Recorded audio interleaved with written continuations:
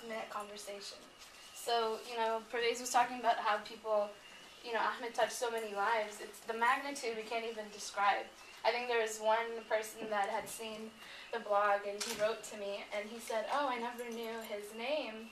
He said he had seen him at ISNA like 3-4 years before Ahmed had passed, and he remembered him just based on him turning around. I guess Ahmed was standing in the front of the line, and he was 3 rows back, and Ahmed had turned around to make sure all the brothers were standing in a straight line, and he had this beautiful smile on his face.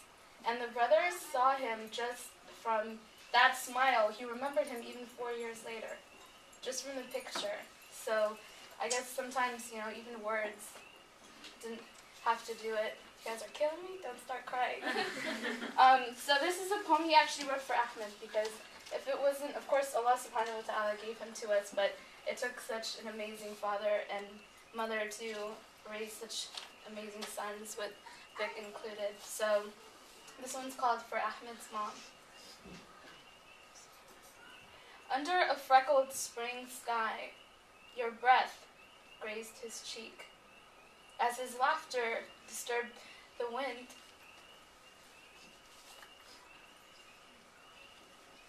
I told myself I wasn't going to do this. You are a steady storm. A field of shivering flowers, a rusted goodbye, lays gently against your ear. You, woman, are miracles. And then this one is actually called This Prayer. The third eye sees what the first two don't. There are those who use the sacred text to turn people into slaves. The moonwalker said fame and fortune, they're all illusions. Is there room for that hopeless sinner? I'm a Muslim, but my message is universal. I was washing my faith in filthy water.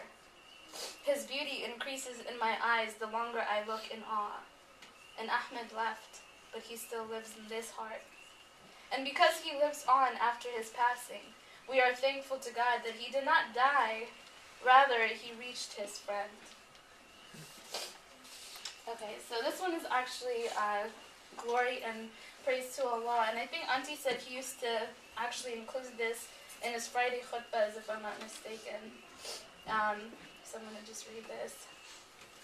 Allah is one. Glory and praise to him, and unto others none. Exalt him and surmount creation. Adorn with ornament the arsh, his station.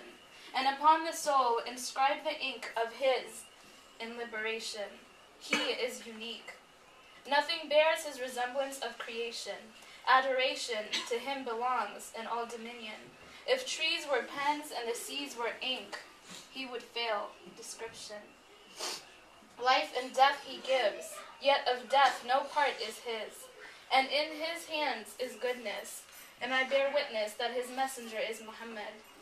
Allah and his angels upon him send peace. Call his praise, and let sadness cease.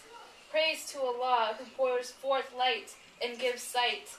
From his mysterious height, removes the veils of night. Prayers from Muhammad, of all lights the light. Sire of them that do the right, beloved of the sovereign of might. Thank you.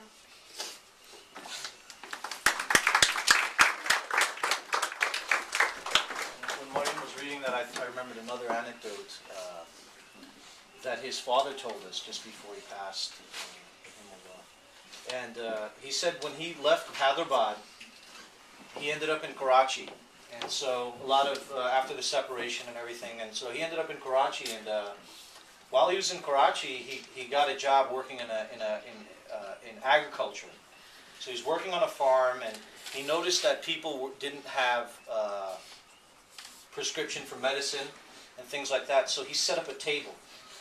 He set up a table, and on the weekends he would give out prescriptions to the people who worked on the farm.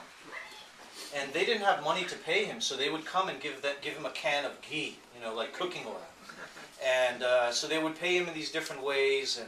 And one day, this man was so grateful that he said to Uncle Fahim, he said, "Allah Beta Chan Varega, which in Punjabi or Urdu means, may God give you a son who's going to shine like the moon.